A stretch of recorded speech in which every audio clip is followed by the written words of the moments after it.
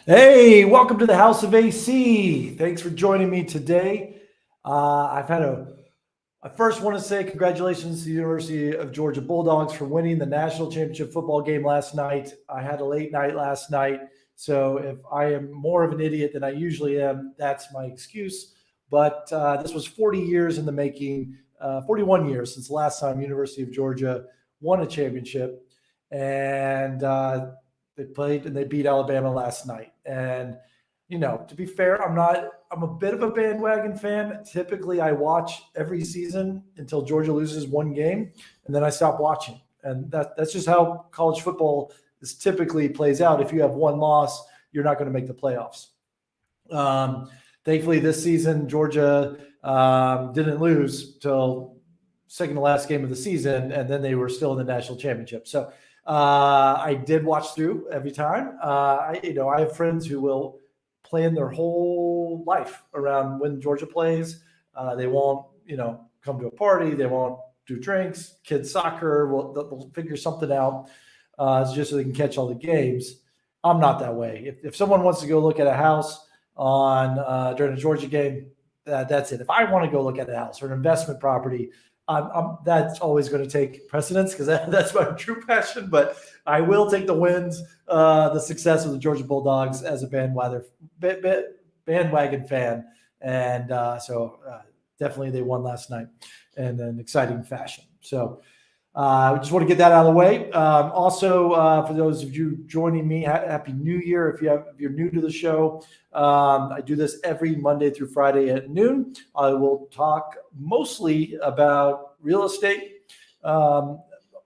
Way things schedules are Monday, Tuesday, and Thursday. I'll be talking real estate, and Wednesday and Fridays most likely they'll have a crypto Web3 NFT component to it. So we've got some special guests booked that are going to be coming up and talking a little bit more in depth on those things. I've given you a little bit of basics. So if you don't know or if you have interest, watch some of my past videos. You can find them all on my Facebook group, The House of AC, or on YouTube, Alan Corey on YouTube, which is also called The House of AC. You can find it both ways there. You can see my past episodes to kind of get up to speed on the basics because we'll probably be jumping into the deep end soon on those topics. Wanted to say why we're talking the new year. Congratulations to everyone who bought a house, primary residence or otherwise last year. You probably had to win a bidding war and you probably felt like you were paying too much for the house. I got to say it's going to feel a little bit tighter, a little bit more expensive this year. So if you think you had a bidding war frenzy last year, I think this year it's going to be more of the same. I don't see that changing. We're still under the same sort of effects of coronavirus now with the new Omicron variant. It's still, affecting supply chains, cost of goods. We just have a low housing supply, and so that's all going to be demand there. So if you are looking to buy a house, I would get on it sooner rather than later. Really, the hot seasons nationwide, kind of really things pick up towards the end of February is like the start date. And then March, April, May are just bananas. So if you want to get a jump start on it now, I would save yourself from maybe 10 offers in a bidding war instead of just 2. You always got to start with a pre-qualification letter. My partners and friends at Jasmine Home Lending, jasmineteam.com. Go get your pre-qualification letter today. Go get your pre-approval. Go get a HELOC, which I'm going to talk about. The subject today is about why you'd want a HELOC, which it stands for a home equity line of credit, or do a cash out refi. I'll say the benefits for both. One, to go buy another home, whether it's a second home, or maybe you want to buy an investment property of some sort. So just, check out jasmineteam.com, jasminehomelending.com. They should redirect to the same place. And we're doing some great things over there. I do have a Discord channel that I'm trying to grow. This is what the kids are doing these days. So join my Discord and you can talk to other real estate investors, mortgage lenders.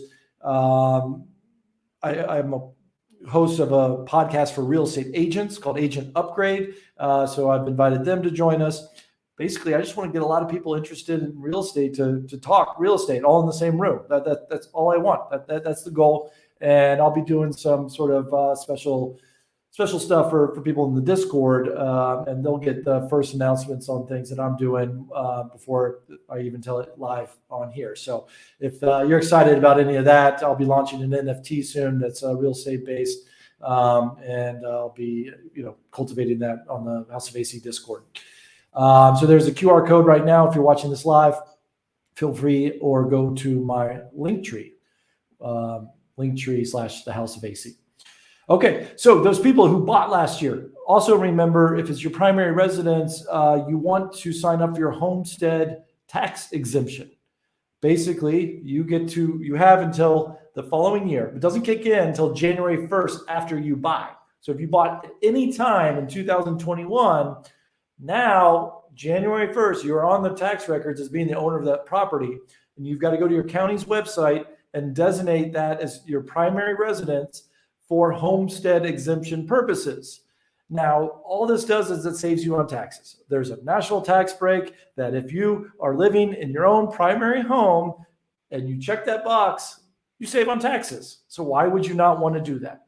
You can only claim one property. So if you've got 10 properties, 20 properties, 50 properties, only one can be claimed as your homestead exemption. So make sure it's your primary, the one that you use for all, probably the one where you live, where your income statements go to, your tax returns, you're going to be your primary residence, at least in the government's eyes in most cases. And so that's what you would want to have as your homestead extension. You typically have till April 1st to make that designation. So this is only for people who bought a house last year. You have until April 1st to change that or mark that as new. If you bought a house January 1st, 2022, congratulations, but you can't mark homestead till January 1st, 2023. It starts on January 1st the following year. So wanted to get that out there. Hopefully I can save you guys some money. Speaking of last year, crazy bonkers year, bidding wars galore. Even with a housing shortage, I just want to say, pat myself on the back. I had the best year ever as a real estate agent. I've been a real estate agent for about 7 years. Blew my previous numbers out of the water. And I just want to say thank you to all my friends and clients and everyone who trusted me with their real estate transaction this year. It's a pleasure. It's really interesting. I hesitate to say the word clients because whenever I say that word, I'm like, I don't have any clients. I have friends.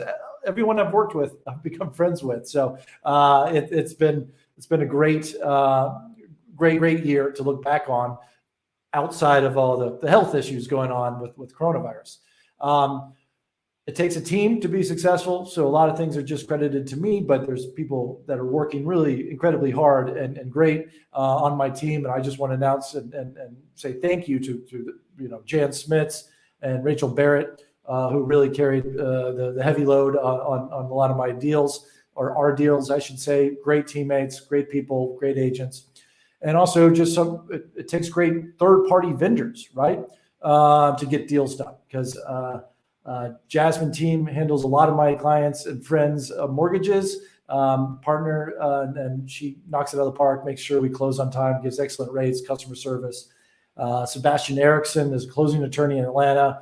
That guy's a hustler, getting things done, making me look good, in front of all my clients.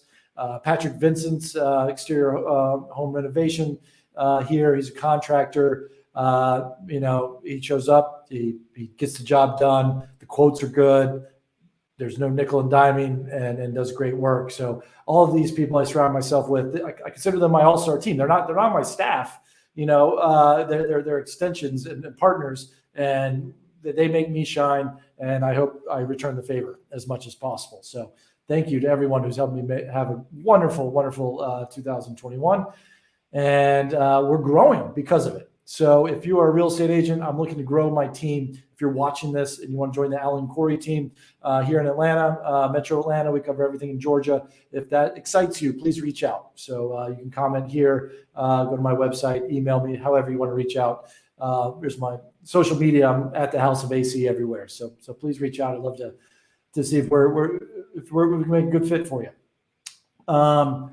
And speaking of hiring, this is interesting. I wrote a book on job hunting. So after the real estate crash, financial crash, 2008, 2009, I thought real estate was done for, so I recreated myself as a corporate software project manager, which I wrote a book about, the subversive job search here. This is a little known book, my least selling book, but it's a topic that's very specific niche. But I thought I knew a lot about job hunting and negotiations, and I just shared my stories on what I did to basically create a six-figure career from scratch, out of nothing, from zero during a worldwide meltdown. So I recreated myself, and I explained how to do it and how you could do it in whatever job that you're interested in. But I've found that I recently hired a social media manager to help me manage everything, just because it was taking so much of my time. Hiring NFT artists within the NFT range, programmers within the NFT range, which is like a cryptocurrency asset. And it's a different world out there. I feel generationally that I need to get up to speed. I got a lot of resumes where, you Googled a person and you would say that is a salacious Instagram account you have, which 20 years ago when I was 15 years ago when I was last job hunting, it's all about your professional image on Instagram. It seems to be, no, it's everyone's their authentic self. And I need to get up with the program. I can't judge these people. This seems to be normal. The majority of the applicants had said, I would say, some sort of compromising photo of themselves. And I had to learn to not judge. So I think things are different there. Interviewing young programmers, very talented, successful, 22, 23, 25. They're the anti information age, right? So Facebook's all about your name and your photo and your family and your friends. Well, we're definitely entered the other side of the end of the spectrum where it's going to be all anonymous. I'm interviewing people, programmers who won't tell me their last name, won't do a video call with me, will only communicate by text message. And it's sometimes, at first I thought I was a crazy one, but I think this is sort of how things are moving, and the generations moving forward, and I got to get with the program, I guess. So, I would imagine this is like hearing the older generation of me who says, oh, those people who have tattoos, we can't hire them. You can't get a tattoo with, has to cover your sleeves. Don't get one showing. I mean, everyone has face tattoos now. It's all very different. It's very, very interesting. And, this stuff excites me. I like to see the world change, and I don't want to be the old curmudgeon. So I got to change my ways for sure. And so, yes, we got a deadline is April 1st, back to the homestead exemption. So you have until April 1st. Thank you, Leah Davis, Cadre, who is a tax professional. So I trust her. And if you need some taxes done, Leah is your person, Professional Tax Services, I believe is the name of your company. So leave it if I got that wrong, Leah, but back on track. Yes. You have till April 1st to do your home exemption only if you bought a house last year. Okay. So that was a little ramble about what's happening in my job search. So if you're, I'm still interviewing people, but if you're an NFT developer, NFT artist, if you want to join my real estate team because you're a licensed agent or thinking about it, all those things I'm hiring for, possibly more content creator type stuff. And if you've got ideas, pitch me your skill set. We'll see if I can make you a job. All right. Let's get started now. We've got a crew here wanting to hear about HELOCs and cash out refinances, and I want to teach you. I assume you want to know because you're a real estate investor or want to be a real estate investor. The way I look about understanding this topic is similar to the way my son plays Fortnite, and maybe your children or you yourself. He'll have a backpack of various weapons. It'll be a rocket launcher. One will be a crossbow. One will be a knife. And he goes out and battles, and you don't know what weapon you'll need at what battle. You don't know what you're going to face, but you want to have these weapons in your backpack just in case, so you can overcome any sort of obstacle. That's how I look about financing. I want to know what are all my weapons, or you can use a tools analogy. What tools do I have to get a deal done?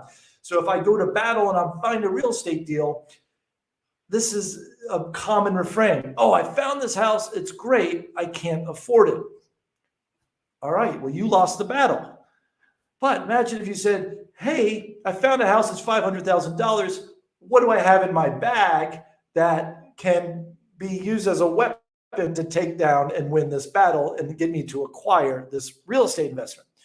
So you need to have all these tools, and you have to understand them. And the rules are changing, every now and then. And so that's why it's great to have a partner that's a mortgage lender that can explain it to you. So the tools that I have in my tool bag is, how much cash do I have? Because a lot of times that matters. How much equity do I have?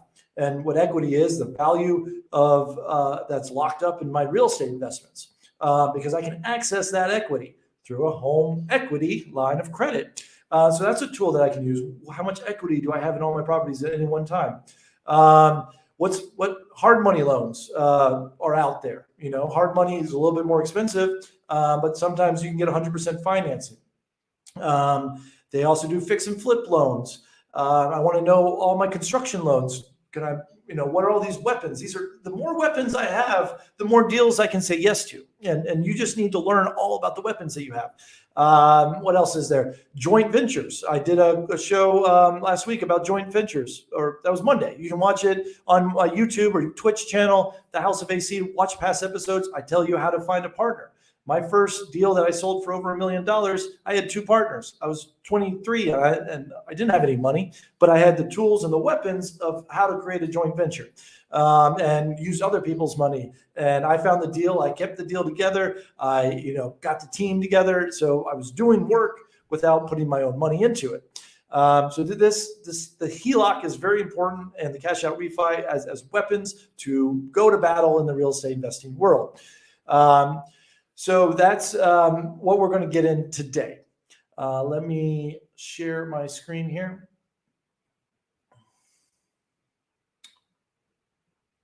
Okay.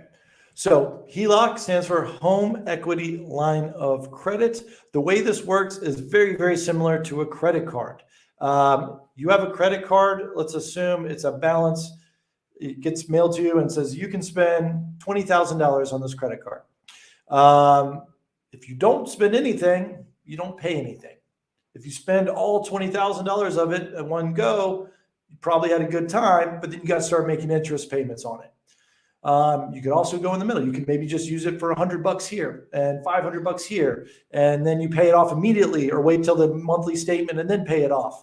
Or you can do the minimum payments. I don't recommend that, but depending on what you're working on and then the cash flow, that's what you do. So think of it as a line of credit, which is a credit card, but it's backed by the asset of your home equity. So let's do some numbers here, and I'll show you what that means. So home value. I'll do a couple scenarios because home values are different all over the United States.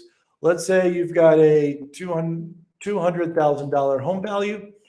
All that matters to understand what you have in a credit line or home equity is what's 80% of that. So if I put in $200,000, 80% of that is $160,000, right? But what if my mortgage, and ignore this for now, what if my mortgage already on this home is $160,000? I have no equity because a bank's only going to give you access to the percentage that's more than 20%. You're going to have to keep some skin in the game. You're going to have to keep 20% value in your house. Now, what's what I talk about? I'm telling you, all my examples are going to be 20%, but those weapons change. Some lenders say they'll give you 15% down. Some hard money will do 100% down.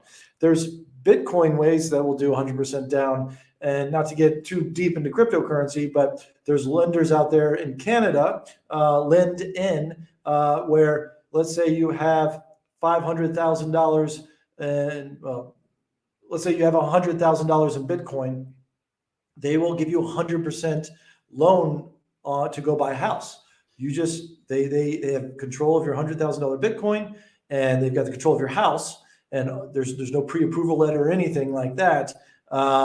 And you can get a house. They'll lend you on it, because now that $100,000 they give you is backed by the Bitcoin and it's backed by the house. So they're protected. There's no tax returns or anything. That's what I'm telling you. That's the future. That's only launched in Canada. We don't have that in the United States now, but I think those days will come. So you should hoard up on Bitcoin. That'll be another tool that I'm planning on using once that comes to the States. But that being said, you're going to have some meat in the bone, 20% for the bank to lend you money, because they don't want you to just take their money, walk away, let the house fall apart. They want you to have some money. So let's assume your current home value is $200,000, but you've been aggressively paying it down, or you put a huge down payment and you have $100,000 current mortgage. So that means your equity is $60,000. You actually have more than that. That means you're qualified to get $60,000 equity line of credit. You actually have $100,000 of equity. If you want to go sell that house, you have a $200,000 value of your home, pay off your current mortgage and some realty fees. You're going to make $100,000. Let me rephrase this. Home equity on line for line of credit is $60,000. So you could get $60,000 out of your house and use that. And this what could you use it for? It's a credit line, like a credit card. So what I've done is I've taken this $60,000 and used that as an entire down payment on another house. And so I take that $60,000, I write a check, here's a down payment on the house, and then I finance the rest. I get a $240,000 loan, conventional loan, and that's a $300,000 investment, 100% financed. That's an amazing weapon, right? And so the way that would look is the following. Let me show you.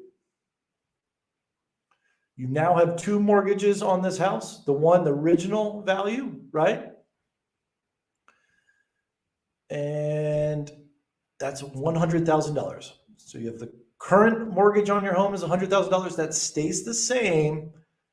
And then you also have a HELOC available to you in $60,000. So there's two mortgages. HELOC is a second mortgage, but it's like a credit line. If it's to zero, then you don't have to pay anything. If it's $10,000, you got to pay the interest rate on the $10,000. If it's $60,000, then you got to pay the $60,000. That is your tool in your tool belt, the weapon to go to battle. You can use the $60,000 as cash. You can use it to renovate a house. You can use it to go buy a car. You can use it as a down payment on a new home. That HELOC is now, you've unlocked it. You've unlocked that equity to go reinvest. So let's talk about some of the pros and cons of doing this strategy. Typically, a HELOC is interest only. And it's also variable. So interest only is great because then you're not really paying down the balance. I would recommend doing that, but you don't have to. It's just like a credit card. You can pay the minimum balance. It's not really going to work down your total, principal over time, but they let you do it, and you can accrue more fees, or you can pay down more, and then the next bill is going to be a little bit cheaper. What is great about the HELOC? So the variable rate is also kind of risky. So it'll also be a little bit higher than your original mortgage. Almost every mortgage is going to be great because that's your primary and that's secured. It's called the first mortgage. Your second mortgage is typically going to have a little bit higher interest rate. And that is because if someone defaults on their home or you get foreclosed on, they collect money from the first mortgage lender, and then they'll collect it from the second. So this person's taking a little bit more risk with you, and they're going to charge you a little bit higher interest rate. Now, another thing that's negative about a HELOC is that a bank can call it back. They can say, hey, thank you for being a HELOC customer. You haven't used it in 2 years. We're just going to shut down your line. Or they can say, hey, I see you have used $30,000 of your balance, and we're just going to shut it down. We're not going to let you use anymore. You can continue paying off that $30,000. You don't have to pay it off right away, but we're going to take away that extra $30,000. So there's a little risk there that it's not permanent. It could be temporary. So I saw this happen in the financial crash, things like that, where the banks need to tighten their books and they don't want people to get in more debt. They can freeze your HELOC and say, we're not going to lend you any more money, but, and you got to eventually pay off the money you've already borrowed. So just know those are some risks associated with the HELOC. But, I'm going to give you another example here. Let's assume you've got a $450,000 house. 80% of that is $360,000. Your current mortgage, let's say, is $200,500. You've unlocked $159,000 in your house without having to sell it. So a lot of people say, I've got a lot of money in my house. I'm going to go sell my house so that I can buy a new primary and then I can go buy some rental homes. Or I wish I could buy some rental homes. I just have all my money tied up and locked up in my house. Well, here you go. What happens? Well, you just go get a HELOC on that house. You still keep your $200,000 mortgage, which is right here. And you now have $159,000 line of credit available to you. I mean, so if you think about what's 25% down, let's assume you're buying an investment property and, most of them, you could probably put 20% down. Some of them are 25% down. So if this times 5, and I've got to show the font here. This is a 20% down payment on an $800,000 house. That's money. That's a tool that you need to go to battle. That's amazing. So you could turn your $450,000 home, but you think that's your only asset, and you can turn it into keeping a $450,000 house and adding $800,000 to it. I'll give you an example of something I did. So this is Brooklyn, New York numbers, and this was at the height of the real estate crash before 2007, 2008. I bought a house for $450,000. I renovated it over time, and it became $1 million house. It took 8 years and a major renovation. I put about $200,000 in it over time. As a real estate expert in Brooklyn at that time, I knew it was $1 million house. I went to go get well, let me do the numbers here while I tell my story. So I knew it was $1 million house, and my mortgage, I went in on it at $450,000. And I want to say I put 20% down. So I want to say I had a $400,000 mortgage on it. So in my head, I was like, okay, I can go get a $400,000 home equity line of credit. Let's go do it. Appraiser came out to my house, was not familiar with my street, was not familiar with Brooklyn, and that can go either way. He appraised my house for $1.3 million. I wasn't going to complain. Hey, if you think it's $1.3 million, I'll take that. Now I could have gotten a home equity line of credit for $640,000. Those things happen, as you're talking to people, as you're getting appraisals done. So it might be absurd, and I benefited there. Unfortunately, I did not have the income to support them giving me I think what happened, they tapped out. They don't give that company at that time that I was working with. They only topped out, but they would only give me a $300,000 home equity line of credit. Only, look at the words I'm using. They would only give me a $300,000 line of credit. But I took that $300,000 and I bought a duplex that was 3 doors down from me. As it was a 30% down payment. I bought a duplex, financed the rest 70%. It was 100% financed. I took a loan and a loan. And people say, well, ain't that risky? Well, I took that cash flow after everything, after all my mortgage payments, was $2,500 cash flow. So I just took that $2,500 cash flow profit, and I didn't keep it. I put it down to paying down that HELOC. So basically, I was making a $2,500 principal reduction on my HELOC, and it only took, I want to say it went faster than that. Like I was able to pay it off in 3 or 4 years. And it wasn't me making payments because the tenants' income were covering the original mortgage, and then the cash flow was paying off the HELOC. So I was watching it like a hawk. Every extra dollar went down to paying that HELOC down. And it was a beautiful thing because what happened? Once I paid off that HELOC, guess what I could do? Rinse and repeat. I already have a credit line. I don't need to go get another appraisal done.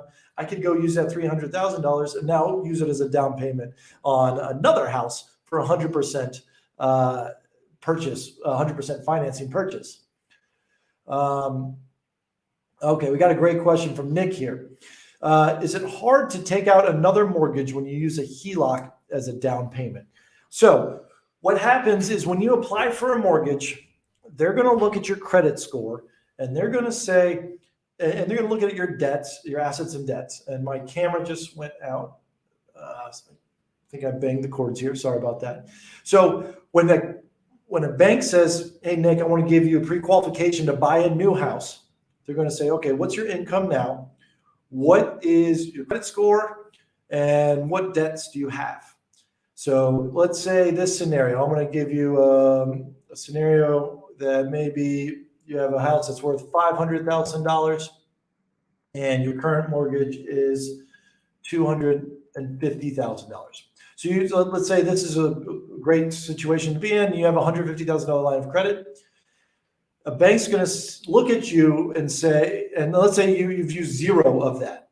So you haven't unlocked it. It's just a credit line that says, hey, it's almost like a credit card that says, a credit card you've never used, but it says you can use $20,000. Here's a credit line, a home equity line of credit for $150,000 that you've never used, but you have access to it. A bank is just going to assume you've used it all. So when they run your credit score, they're going to say, Nick is going to spend $150,000 as soon as I hang up this call. So because he has access to it, they have to count it. So when they look at your debts, they're going to say, oh, he's got $250,000 mortgage and he's got $150,000. That's $400,000 of debt. That's how a bank is going to size it up. So you might as well go use it because you're going to be assumed to be using it on your debt to income ratios and all the formulas that a mortgage lender uses to look at your account. But outside of that, they have no problem as long as you can source your down payment and you just say, oh, hey, I sourced it from my HELOC. You can use it as your down payment.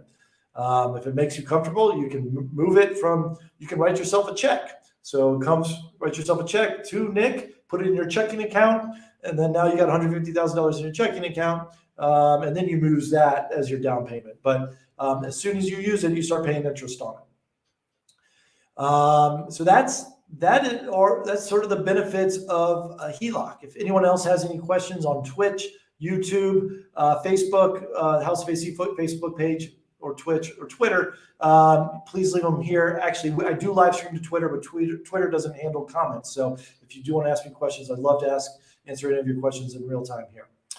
Now let's talk about possibly an alternative. What's an alternative to a HELOC? Is a cash out refi. And I'm going to have Jasmine on Jasmine team joining me shortly. We're going to cover the differences between HELOC and a cash out refi. I just wanted to walk you through something different in the exact same scenario. So what this is a HELOC is 2 lines of credit. And we talked about that one line of credit is a variable. This is going to be a variable interest rate. And your original is most likely a fixed or an ARM. It depends that doesn't change. It doesn't affect your original. You just get a second variable HELOC rate. And we'll be talking rates soon on what that looks like when Jasmine joins us in about 5 to 10 minutes. Cash out refi. Now this is the difference here. Your current home value is $500,000. Again, $400,000 is 80% of that. We're going to refinance your old mortgage. Basically pay it off, get rid of it. And then we're going to give you the difference in cash. This is what a cash out refi is. You get $150,000. Let's talk about the benefits here. You need a faster way to do this. Here you go. Now you only have one mortgage. So before in a HELOC, you have 2 mortgages, your original, which remains untouched, and you have a secondary mortgage. Here, you replace your old mortgage with a new mortgage at a higher amount, but you get the cash at closing. So that's the difference here. Why do we want this? Well, you get the cash You don't have to worry about paying it back. It's going to be fixed rate, most likely. The cash out refi, it doesn't have to be, but you can get ARMs out there. But most likely it's going to be a cash out fixed rate, and it's going to be a cheaper rate. And we're going to talk rates in a minute with Jasmine, just so you can compare this. This is not something that someone can take away from you. You get a fixed rate mortgage, you pay it off. If the world goes to crap, the bank can't come in and say, we're not going to offer this loan anymore. It's your mortgage. It's fixed and it's permanent. And that is why you would possibly want to do it. Now, the difference is you pay interest. You have this $400,000 mortgage, which you're paying money on. You have a bigger payment right away. Here, you don't have to make payments on the bigger mortgage until you start using it. So those are one of the differences here. Okay, so we've got a couple questions here. I'm going to get back to you guys, Peter and Leo, but let me introduce Jasmine real quick. Let's add her to the stream, and she can kind of explain. This is her expertise. Jasmine, thank you for joining us. Hey, thank you for having me on your show, Alan. Yeah, no problem. So this is the face of the Jasmine team. I always talk about you. Yes, yes. You've made me very successful with all the tools in my tool belt, all the weapons in my knapsack when I go out to battle the real estate investing demon. So thank you. Thank you for all my success. Yes, I think we kind of egg each other on. Yes. I think is really what happens here. Yeah. Hey, Alan, I have this great idea. And then we just kind of spiral out of control. Too many times I say, hey, Jasmine, how can I afford this? And then so she tells me what weapons are available to me. So I've got a question. I walked through the differences between a HELOC real quick. What would be like today? Say you have a great credit score. What would be a reasonable HELOC interest rate that someone would possibly get? So home equity lines of credit are based on the current prime rate, which is still sitting at 3.25%, plus a margin. And so let's just call that margin up 1%. For a good credit score, if you're borrowing up to 90% of the equity in your house. So if we're at 3.25% plus the 1% margin, I would say probably 4.25% is a reasonable interest rate on a home equity line of credit right now. Okay, so it's a 1 point higher, and it's variable, right? Okay, all right. And then if you were to do a cash out refi, which would be an alternative where you're basically blending your existing mortgage with your equity and creating a new fixed rate mortgage, what are those rates looking like? Those rates are probably in the mid-3s right now, right this minute, like right now, just because the interest rates have kind of been spiraling a little bit for the last week or so. So if you're watching this live, that would be somewhere in the mid-3s if you're doing a cash out refi. Now, 30-year fixed. Yeah, cash out refi, 30-year fixed. This is the way I look at that. People are like, that's scary to take out a bigger mortgage. 3.5% to me sounds like free money, because historically I could take that extra money, that cash out refi that I borrowed at 3.5%, put it in the stock market. Historically, the stock market is 8 to 10% returns. So basically I'm leveraging money. I'm making a 5% yield, a 5% spread there. Another way I look at it is everyone's worried about inflation. So what inflation is the cost of all goods keep going up in price. But guess what? If I lock in as much debt as I can into a 30-year mortgage, like this cash out refi, my mortgage payments are going to feel like they're getting cheaper and cheaper and cheaper. What $1,000 that I spend a day on a mortgage payment, let's assume there's inflation, it's going to feel like $1,000 in the future. 5 years from now, when everything else has gone up, my mortgage payment is going to feel like it's getting cheaper and cheaper over time. So one of the best inflation hedges, if you're worried about inflation, is long-term fixed debt, and real estate gives you the best vehicle for that as well. Yeah. Okay. Yeah. I mean, I feel that would be the main reason why I would suggest always doing a cash out refi first, is because you can lock that interest rate with a home equity line of credit. Yes, the prime rate is super low right now, but as rates start creeping up, prime has been at 4.5 and 5.5, right? So you're leaving yourself and that money that you borrow on a fluctuating interest rate, which could then creep up your monthly payment. Versus if you lock down 80% of it, of the value of the property at a fixed interest rate, then you're just stable for 30 years and you've cashed out your money. You can do things with it, but it's not going to be fluctuating. And you were answering Pete's question, so you were able to read before, since the questions that were coming, a very common question. I think you've used both together, but isn't refi a better use of money for investing in more real estate? I agree. I agree for many, many reasons. I prefer the cash out refi. It just scares some people because they don't know if they want to use it or they might. And so I do think a cash out refi is a little bit better. Pete's got a follow-up question. What do you see prime rates going? There, I don't know. You don't have a crystal ball. Yeah, I don't have a crystal ball. I feel like they have been at 3.25 for a really long time, right? We've been hanging out here for a good long while, but there is just the feds are they've suggested a faster timeline for their balance sheet normalization. So I would imagine that the feds are going to be decreasing some of the rate friendly bond purchases sooner and faster, which is then going to start pushing the interest rates up. So we'll see. Either way, well, it says it's going to go up. It's kind of funny. For years I've been saying, guys, I started in real estate when interest rates were 8%, 2002, 2003, and they've steadily been declining. I've been lucky because my parents' generation, they were buying real estate at 13%, 15%. And I've been having this conversation for 5 years. Wow, interest rates have never been this low. Interest rates have never been this low. There's no way interest rates are going to get any lower. And they went all the way down to 2, and it's like, now we're at the 3 and people are like, oh, we're freaking out. Like it's so high. It's a balancing act by the Fed because, if they jack up the interest rates to 5, then they're going to crush the economy and no one's going to buy a house. So but they can't stay low forever. Like that's impossible. That's an impossible standard. There's got to be a way to, so if they do increase it, it's going to be incrementally increased. This is a question I don't know the answer to, and I get it quite often.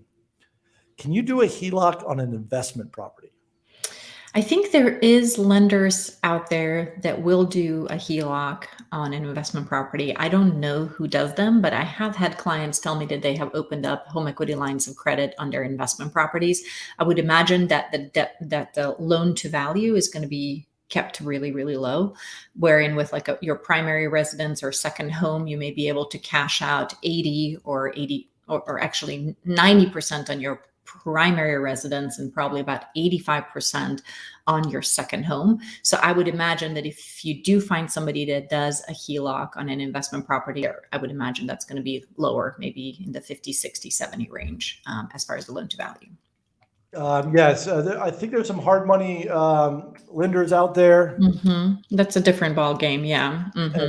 I use this feature for the first time. I can comment on my own stream. You're so clever, huh? Yeah. So these are hard money lenders I've used or my clients have used.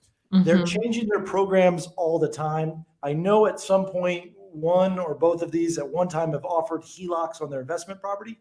Lynn Simply, Corvest, Angel Oak, Lima One. But that goes back to what we said. We both agree that the cash out refi is the better option. So instead of worrying about doing a cash out or doing a HELOC on investment property, do a cash out refi and just get that cash. And so that's how you would solve that problem.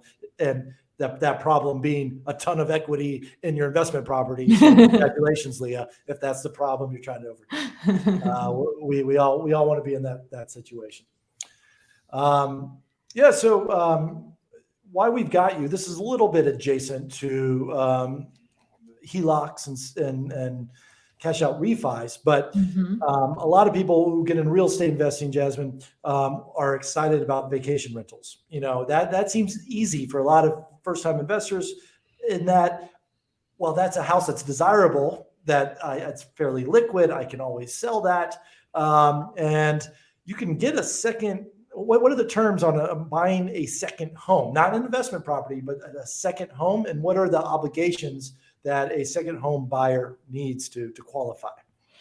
So, second home is essentially synonymous with vacation home, right? That's the easiest way to kind of, it's not just like a second house on the same street that you live on. It's a vacation home, right? So it's going to be near a lake, near the beach, in the mountains, some form of a vacation spot. Like I have some clients that live in California that are buying second homes in Atlanta because maybe they're here in town, they're working in the film industry, right? So to them, this is technically a second home. So those are the parameters around what is a second home.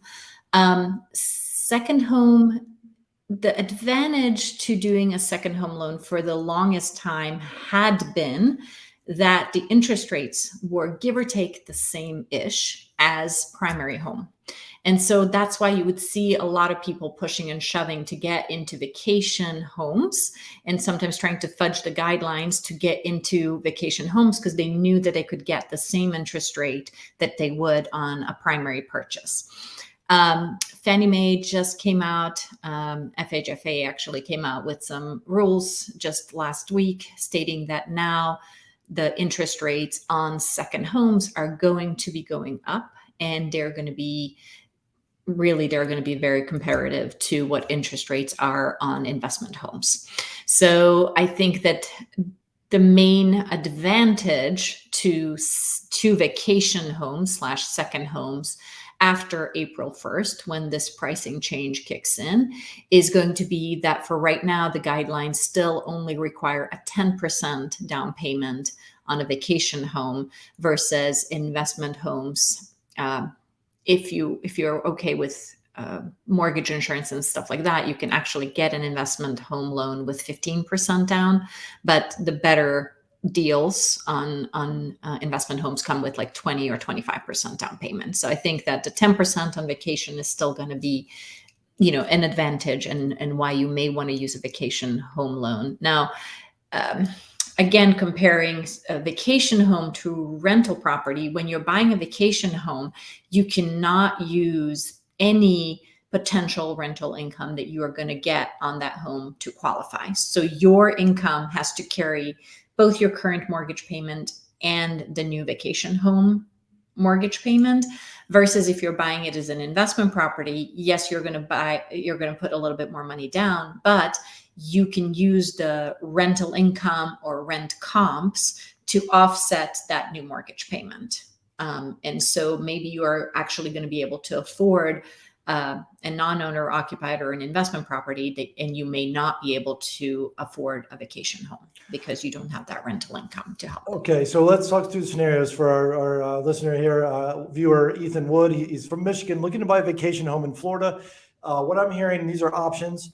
One, you could buy an investment property, which is typically 20 to 25% down payment for an investment loan. Mm-hmm. Would you, or when I say you're representing the mortgage industry, do conventional banks like yourself accept Airbnb income if it's already generating Airbnb income? No. Okay. Mm-mm. Or VRBO income. Short-term rental income is that's universal. It's not accepted by traditional banks. So you would have to go hard money if you want to get approved for a loan based on the income that property is producing. Income meaning Airbnb, yes. Airbnb income. Yeah. But if you have rent comps, right? Like if we can tell that there is 7 other houses in this neighborhood that are also renting for $2,500 a month on a long-term lease, now we have that, or a lease that you write with a renter. You could bring that lease to a traditional lender and use that to offset your non-owner occupied property, but not on your vacation home. Okay. And so if it's vacant, they could use long-term rental comps because you can just say, I'm planning to find a long-term renter, and it would be based on there. Yes. If it does have long-term tenants in it, it would accept that lease that's on there to help qualify. Typically there's talk about tools in your tool belt. There's sometimes houses out there where the rental income will support the entire mortgage payment, and you can just almost get a rubber stamp approval on a lot of those properties. Yeah. What's a good way for someone to kind of suss that out? So so I mean, Put you on the typically spot, sorry. you can use so when it comes to the lease agreements that you have, right, you can use 75% of whatever that income is to offset the mortgage payment, right? So that's kind of a rule to keep in mind. So if your mortgage payment is $750 a month and you're going to have a lease for $1,000 a month, now all of a sudden that's your debt to income ratios are going to stay neutral in that place, right? Because we're using 75% of whatever that lease agreement is. Okay. And then what if the house is already an existing Airbnb property? It's my understanding that means they would just ignore that income and treat it as if it's vacant and see what long-term 12-month lease that property could get on an appraisal? Yes, correct. Yeah. Okay. There are hard money loan lenders out there. I mentioned a few. Some of these offer Airbnb loan programs as well. So but those interest rates are 7%, 10%. So I would only go with the hard money route if Jasmine can't get you a loan. Because their interest rates are a lot more expensive, hard money, and you will also pay a lot more money in fees upfront to a hard money lender because they know that typically people only get hard money loans for short term. So they try to make you pay several points upfront because that's how they make their money. I mean, there is a time and place for that for sure, but yes, that's only if you cannot get a traditional mortgage for whatever reason. A question I get quite often, I think these rules have changed. Is there a limit of how many conventional mortgages I can have in my personal name? Yes. So 10 is the maximum financed mortgages that you can have at one time. Okay. So what I usually say is that is if it's in your personal name, you're going to get the best rates. Alternatively, people want to buy a vacation property or investment property in an LLC. That takes conventional loans off the table, right? Yeah. So if you have an LLC, you have to get a commercial loan, and a commercial loan sits between residential rates and hard money rates. So if hard money is about 7% and conventional is 3%, a commercial loan is going to be about 5%. It's hard to find commercial loans that'll do 30-year fix. There's some that are out there. They typically are 5-year ARMs. So something to consider when you're trying to make this purchase. And they're usually amortized over a shorter period, I believe, as well. Yeah, right? Yeah, you're right. 15 to 20 year amortization instead of 30, which doesn't mean it's paid off in 15 to 20 years. It just means it's your payments are going to be higher as if you're in a 15 or 20 year mortgage instead of a 30-year mortgage. So that could eat up some of your profits. Commercial loan would eat up your profits in many ways, more expensive to get and more expensive payments. And if you form an LLC, then you got to do more taxes and more fees. And sometimes you're now own the property in a business name. So then you get charged commercial rates for cable and other utilities, which is more expensive than residential. So I'd only do it if what I recommend is I get 10 in my name, I get 10 in my spouse's name, and that's 20 great rate residential mortgages and 20 loans that I brought to Jasmine to keep her busy. And then at that point, I've exhausted all my tools of the conventional route. Then I go commercial when I can. And then after that, hard money, just because hard money's, they do all the funky stuff, but you pay for it. And people are worried about being sued. And that's why I went for an LLC, because what if I get sued? There's something called an umbrella policy. So first you have a rental insurance on your property that protects you pretty good. And then you get an umbrella policy at whatever mortgage lender that gives you your rental property can offer you an umbrella policy. And that covers you on all your rentals. And so it's just as good as an LLC bubble that's protected you. So just know, and that's cheaper than forming an LLC. And so Ethan supports us. Best commercial rate he's seen in 5 years, a balloon at 15-year ARM, 4.75%. That's what I'm seeing as well. Other reasons that you would get a commercial loan would be If it's 5 units or more, because traditional banks, Jasmine, the limit is only 4 units and fewer. Is that correct? Yep, we go up to 4 units on the residential side of the game. Yeah.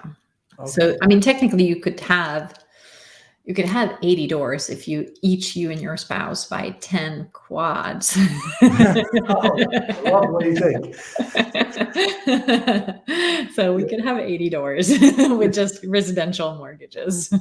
That could be 80 doors. It could be 80 vacation rentals. Like, yeah, like that's why I like Jasmine, because it's like, I just want to buy a duplex, Jasmine, and she's like, well, Alan, you could buy 80 doors. I'm buying 80 doors. Like that's awesome. That's awesome.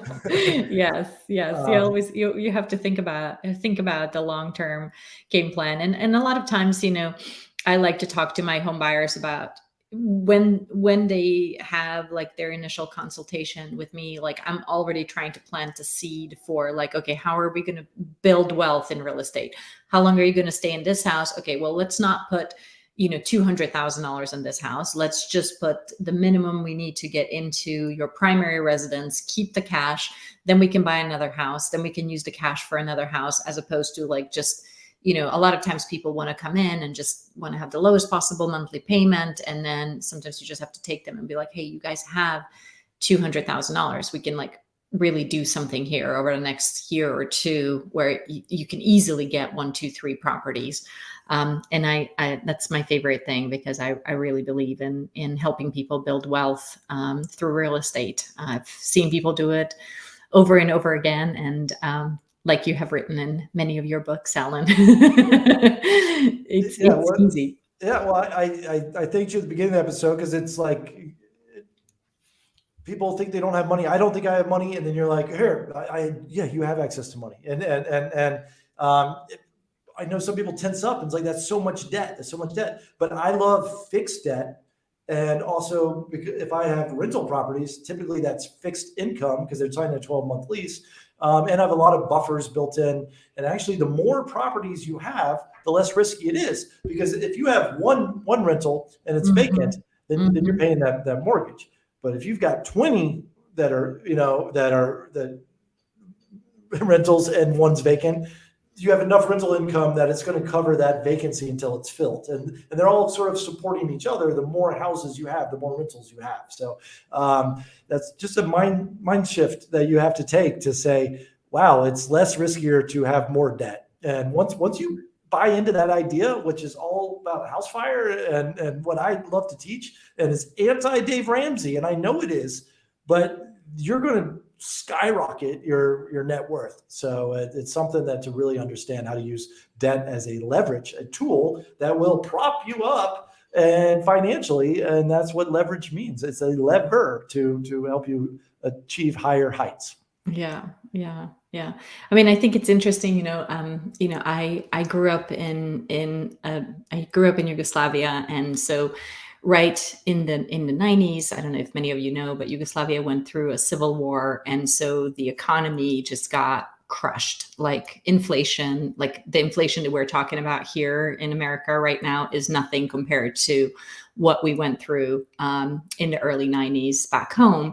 And so it was so bad at one point. My dad has his own has his own engineering firm. And so he would do this big job. He would get a paycheck, and then he would walk to the bank and he could buy a bottle of soda with all the money that he just made from. So it was like hyperinflation. And so he had a condo.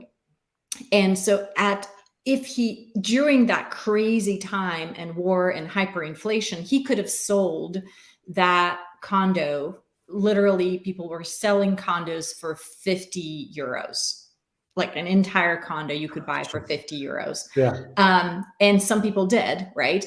But also there is people who didn't have to sell or move or whatever, and they held on to it. And that exact same condo is worth 150,000 euros now, right? Yeah. So even through inflation, even through crazy money up and down, like real estate, it's something very, very tangible. You have a box, you have a home, right? You are always going to be able to make money with it somehow, regardless of what the values are going up or they're going down or whatever. You can always rent it out. You can collect some income, and ultimately, when the time is right, you may be able to sell it for a nice profit. So I'm in team real estate investing here. Yeah. Well, we've got the best question to end on for you, Jasmine. How would you like to answer this?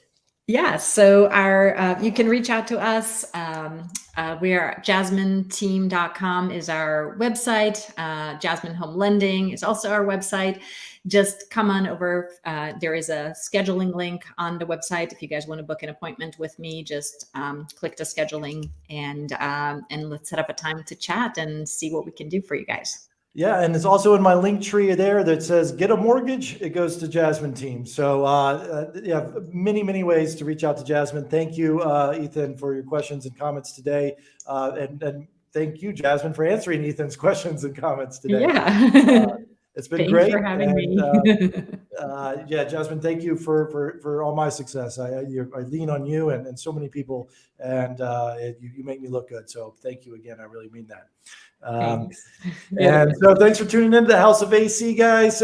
We do this every day, Monday through Friday at noon Eastern, and we're going to focus on real estate and crypto. Those are my two inflation hedges. I think inflation's here, that hyperinflation could eventually hit the United States at some point, but right now it's just incremental inflation. But to hedge against that, you want to get into crypto and long-term real estate. So that's what I'm here for. I want to solve that problem for everyone because it's going to be a major problem in the future. So thanks for tuning in to the House of AC, and I'll see you guys later. Goodbye.